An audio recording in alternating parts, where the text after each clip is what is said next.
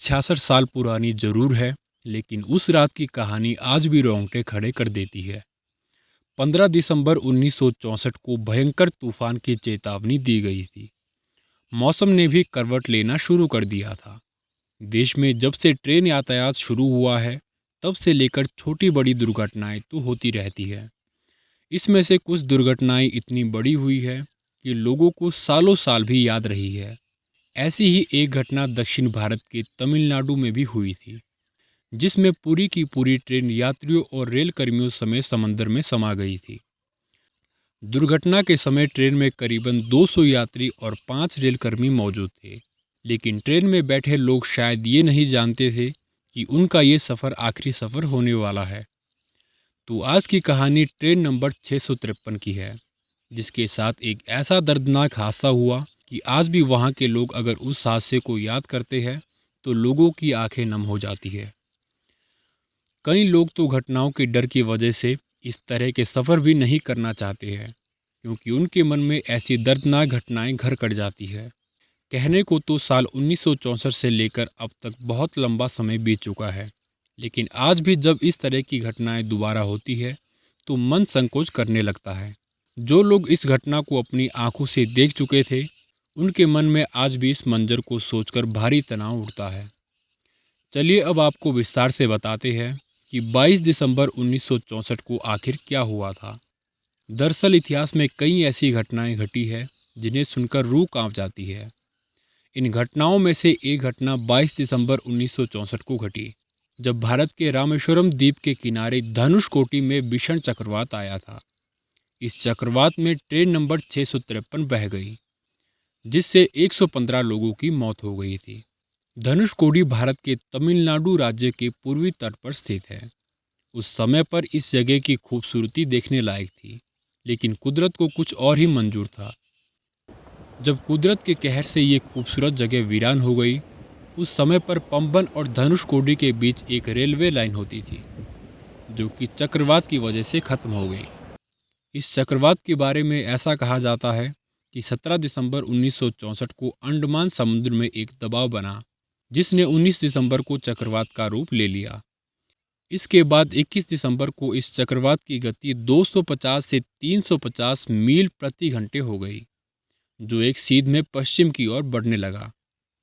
श्रीलंका से 22 दिसंबर 1964 को उठा चक्रवात तूफान 100 किलोमीटर प्रति घंटे की तेज रफ्तार से धनुषकोटी की ओर बढ़ रहा था। पंबन आइसलैंड से टकराने के बाद इसकी रफ्तार 280 किलोमीटर प्रति घंटा पहुंच गई थी। इसी दौरान हर दिन की तरह train number 653 Pamban railway station से धनुषकोटी स्टेशन के लिए निकली थी। ये पैसेंजर ट्रेन रात के 11:55 पर धनुषकोटी से कुछ किलोमीटर की दूरी पर थी। मौसम बेहद खराब होने के कारण सिग्नल खराब हो गए थे, और जब सिग्नल नहीं मिला तो लोको पायलट ने ट्रेन को धनुषकोटी स्टेशन से कुछ दूरी पर ट्रेन रोक दी। 22-23 दिसंबर की आधी रात को ये चक्रवात धनुषकोटी से टकराया। उस समय समुद्र में लहरें करीबन 24 फुट ऊंची थी। उस रात 11:55 पर train number 653 Pamban railway station पर पहुंची थी। उस समय किसी को खबर नहीं थी कि 22 दिसंबर की रात उनकी आखिरी रात होने वाली है। जब पंबन से ट्रेन 115 लोगों को लेकर आगे बढ़ी तो रास्ते में ही चक्रवात ने तांडव मचाना शुरू कर दिया। चक्रवात से जब ट्रेन 200-300 यार्ड पीछे थी, उस समय ट्रेन ड्राइवर ने चक्रवात से ट्रेन को बचाने की पूरी कोशिश की, लेकिन वो इसमें सफल नहीं हो पाया। लोको पायलट काफ़ी देर तक सिग्नल का इंतज़ार करता रहा। जब सिग्नल नहीं मिला तो लोको पायलट ने जोखिम उठाकर यात्रियों को मंजिल तक पहुंचाने का फैसला किया। उसने भयंकर तूफान के बीच ट्रेन को आगे बढ़ा दिया। चक्रवाती तूफान और भारी बारिश के बीच ट्रेन नंबर 653 समंदर के ऊपर बने पंबन ब्रिज से गुजर रही थी। लोको पायलट ने तूफान के कारण ट्रेन की स्पीड को बहुत कम कर दिया था। तभी लहरें इतनी तेज हो गई कि ट्रेन को काबू करना असंभव हो गया।